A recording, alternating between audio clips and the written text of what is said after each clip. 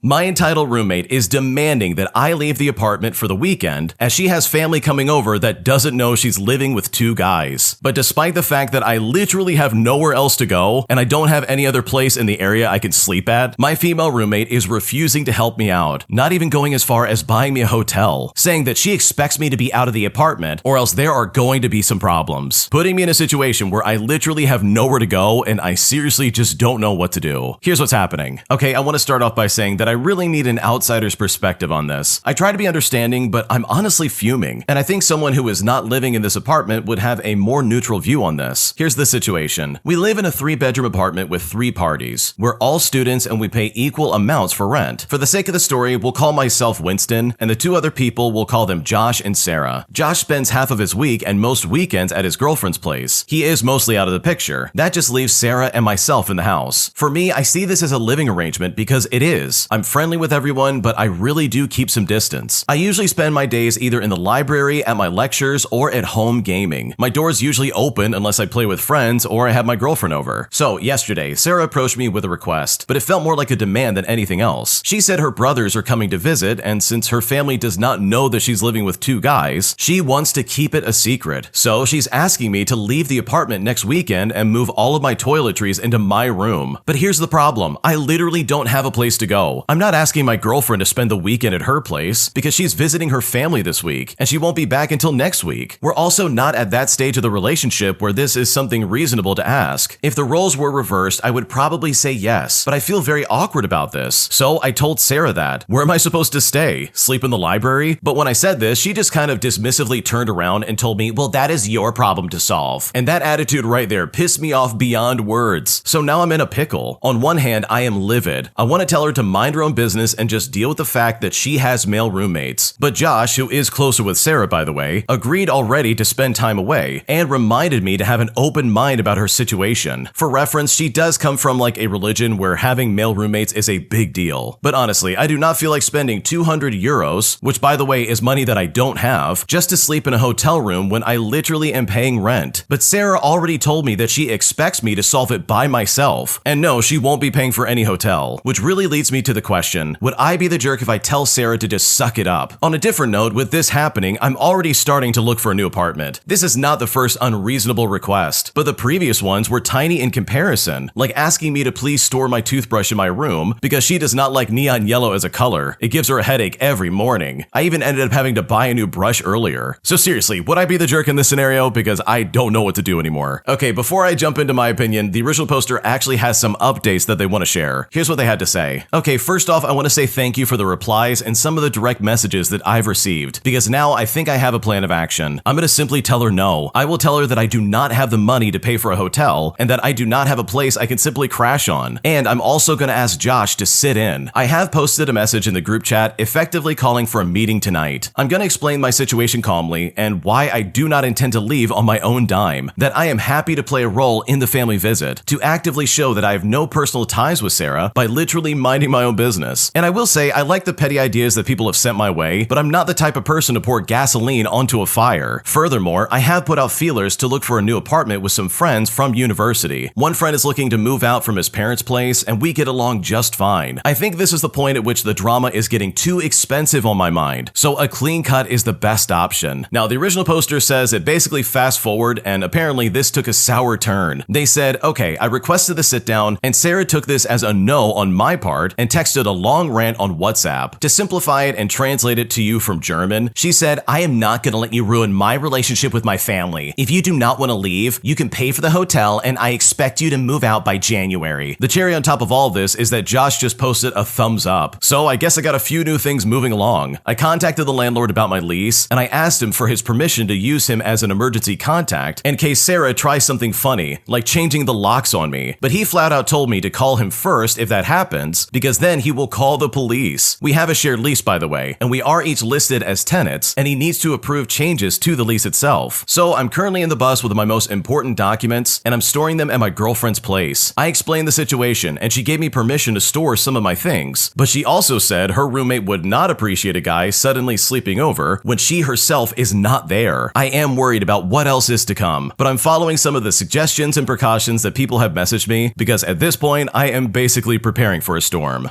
Okay, I cannot stand people who are like fake religious and they only do things to try and cover up their own decisions by essentially making everybody else's life inconvenient instead of owning up to it and being like, yeah, I'm living with a bunch of guys. Like, how is this the roommate's fault that Sarah is not doing what she's supposed to do in her religion, whether she's practicing it or not? Also, the fact that she said, oh yeah, you can come over to my apartment for the weekend, knowing that she has 2 male roommates and her family's gonna be super pissed off when they see them, like that is so ignorant and so stupid, because this puts you in an uncomfortable situation, all because of Sarah's stupid decisions. Like, first and foremost, there's no way on earth I would ever agree to leave the apartment. Like, no, I don't think so. I'm staying right where I'm at. I pay for rent to this place, and I don't care about your family situation. I don't care if they disown you or anything like that. I have nowhere else to go. I'm literally not going to sleep in the car just to make your family happy. If you want me to disappear, then congratulations, buy me a hotel. So to that extent, it's crazy that Sarah's like, I expect you to figure this out. I am not going to help you. But it's like, Sarah, I could say the same thing. I could say to you, hey, I'm not going to help you with this and you need to figure this out by yourself. Because why should I have to leave my apartment? I'm literally paying rent. I have just as much of a right to be here as you do. So honestly, the fact that she was rude about this and the way that she was trying to boss you around as if she owns this place, like, bro, I don't think so. That is crazy. So in my opinion, I don't think you would be the jerk at all. I think the fact that you're taking your valuable stuff and moving it to your girlfriend's place is a smart idea because Sarah is a crappy and just awful roommate. And I really just don't blame you for a second for trying to find a new place and trying to move out. If you like Am I the Jerk, you're probably going to love Am I the Genius. Check it out, link down below in the description. Also, go to AmITheJerk.com/submit if you would like to submit your own stories.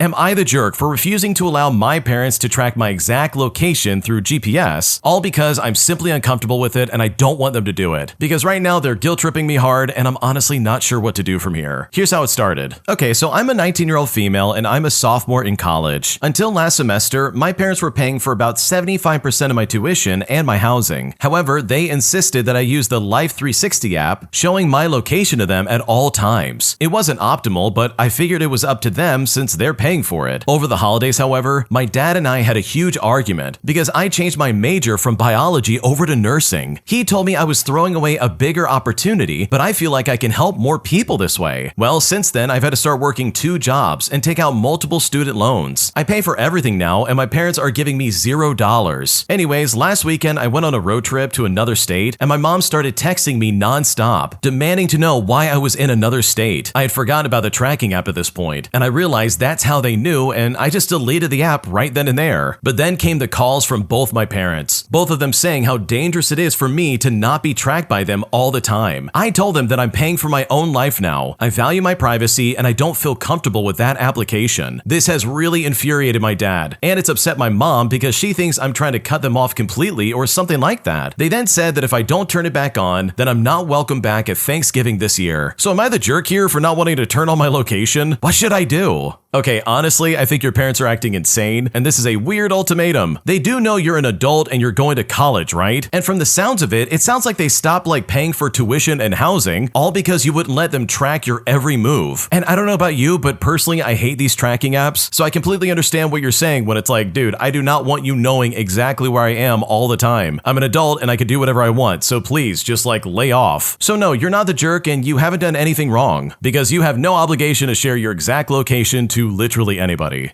Am I the jerk for uninviting my friend and his girlfriend after they made a cake that has nuts in it, despite the fact that I specifically said not to bring anything to my birthday party that has nuts in it? Because right now they're saying I'm being unreasonable and I'm being the jerk for saying that they can't show up with this cake, despite the fact that they said they're gonna bring it no matter what. Because right now they're saying some terrible things about me, and at this point I don't know how to react. Here's what happened. Okay, so basically I'm having my 18th birthday party at my house. It's just a dinner with my closest friends, and I told everyone they may bring food if they like, but I'm going to be doing a little bit of cooking, like some barbecue food and then maybe ordering a pizza. Now, my guy friend, who I will call Ryan, asked if he can bring a mutual friend that he's dating, who I will call Emily. I told him sure, because he was gonna leave early anyways. She offered to make food and I told her that would be really nice, but she didn't have to. But you know what? She insisted. I then made a group chat of people coming and I invited Emily to it. I sent a message talking about when to come and what to wear and all that other stuff. But another important thing in the message was about allergies. I have a friend coming with a really serious nut allergy. I've never seen them have a reaction, but I've been told that it gets pretty bad. I wrote in the message, please triple check your food to make sure it doesn't have nuts, and to please be aware of cross-contamination. Everyone read the message and some even replied, while Emily did a thumbs up on the message acknowledging that she saw it. Last night, me and Emily were talking and she mentioned the food that she made. I told her to show me a picture and it was a cake, but the cake looked like something my mom had made before, and that absolutely contained nuts. I then asked her if there were nuts in it, and she said yes, but not a lot of them, and my friend could just not eat the cake. But I told her I would rather she just didn't bring it. When I said this, she got mad at me and said that she'd gone through all this trouble to make the cake, so she's either bringing it or she's not coming. Well, I told her then, okay, you're not coming to the party, because I was very clear about my friend's allergy, and even cross-contaminating was asked to be checked on. So why would I allow her to bring an entire cake that has nuts in it? She then said it was disrespectful to disinvite her, and that she's Ryan's girlfriend. If he's going, she's going. But I told her no, it's my party, and I didn't want her there anymore because she was acting like a child. She then stopped texting me, but then I got a call from Ryan saying that I was being a massive jerk, and apparently she spent ages on the cake. But I told her I don't care if it took 2 whole weeks for her to make this stupid cake. I was specific from the beginning on what you could bring and what you couldn't. The only thing you couldn't bring was something with nuts in it. Now this next part is where I might be the jerk, because I asked if she's incompetent of reading and comprehension, and if she really doesn't know any other cake recipe, to which he said I'm being a jerk and then hung up on me. Well, Ryan's telling everyone that he and Emily will not be attending because I called them names and rejected Emily's cake. And a lot of my friends, mostly ones not coming to the party, are saying that it was slack to let her make something and then uninvite her because of what she made, and that she put effort into the cake for my birthday. There's only 3 people saying that I'm not the jerk, and one of them is my friend with the nut allergy. Now, the party is tomorrow, and I kind of want perspective on this before it happens. So seriously, am I the jerk here? Because I really just don't know what to do.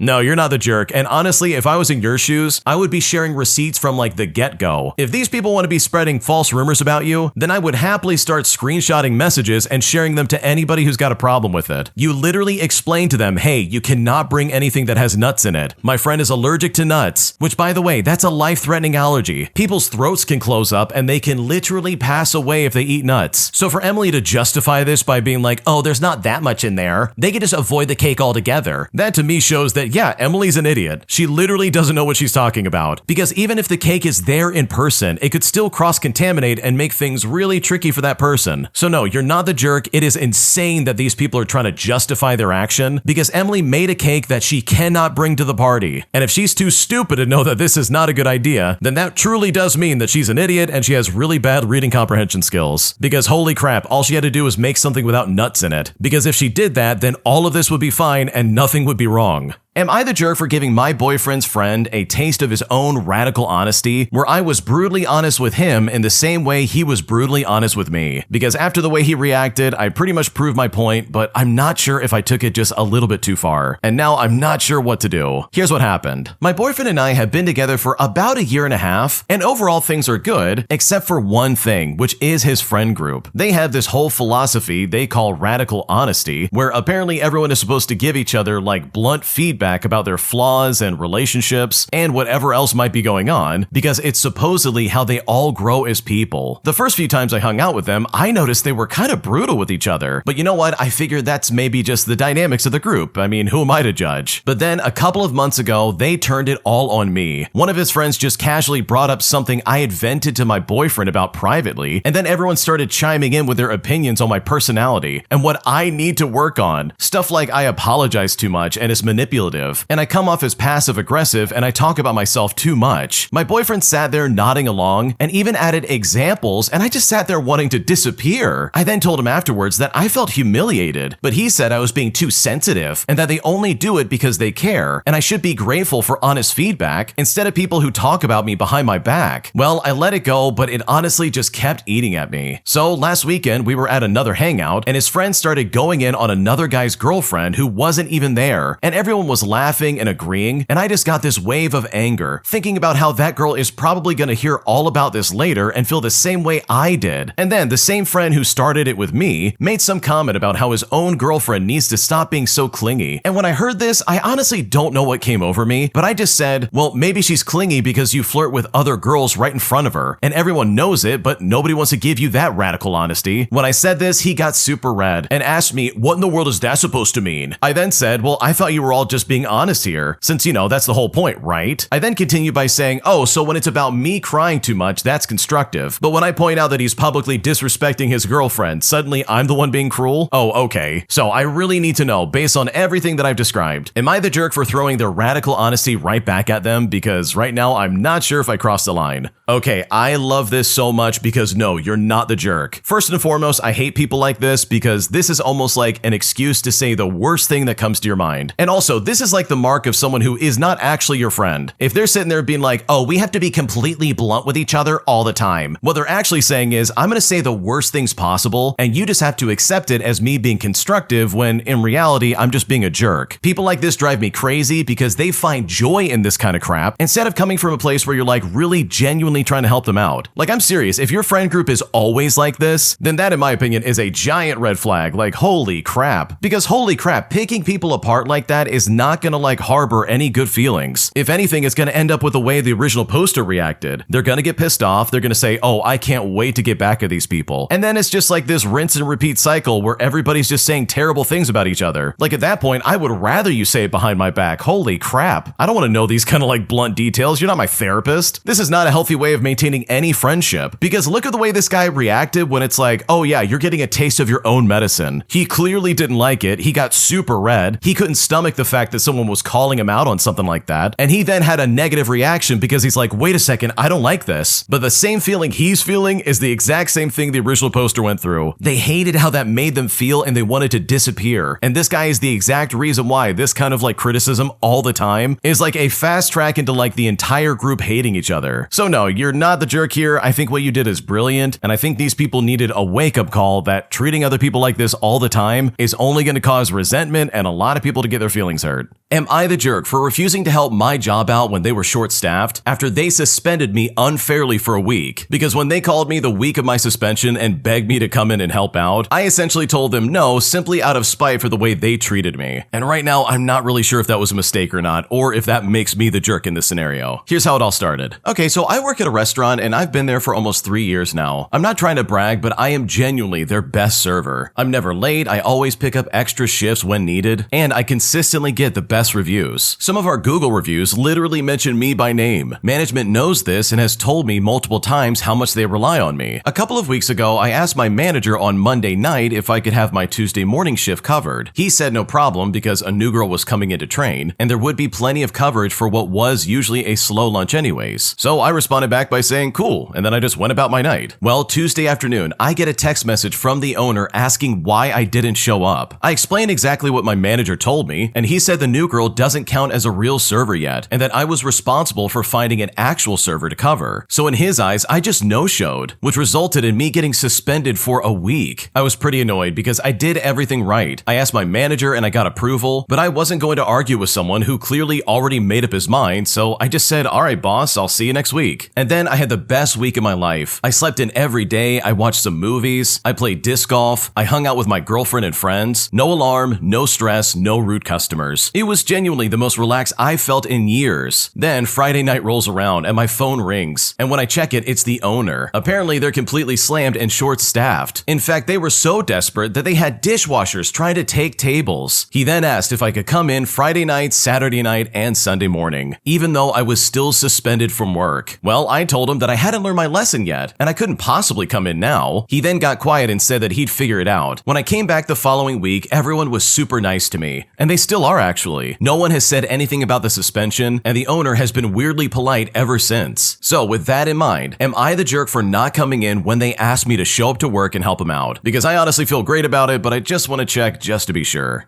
Okay, in my opinion, I don't think you're the jerk at all. This is hilarious to me. The fact that you got suspended and not your manager for misinforming you is just crazy in my opinion. Seriously, how on earth are they going to take their best server and be like, oh, you can't show up for a week, even though you have the best reviews and probably a good track record with management? Like, the fact that management didn't get in trouble here is baffling to me as well. Like, if I had a manager who misinformed me about what I could and couldn't do, I would lose my mind, especially if the owner's getting on my case and affecting my paycheck by cutting me for a week. Like, I don't think so, dude. You are absolutely going to take the fall for this because you basically screwed me over. So I just love the fact that these people were so desperate. They literally had no other choice than to ask you, someone who was suspended from work, if you'll come back and work with them. Because based on the way they treated you, they do not deserve your help. These people dug their own graves, and in my opinion, this is exactly what they deserve. My entitled parents demand my kid's social security number as they claim they want to start up a bank account in his name. But after my parents use my name for their own financial gain, as well as the multiple times they've declared bankruptcy over the years, I'm concerned they would only use my son's social security number to try and ruin his life in the way they tried to ruin mine. Because right now they are very angry that I won't hand it over. And at this point, I seriously don't know what to do. Here's what happened. So my dad thinks that I should just give him my kid's social security number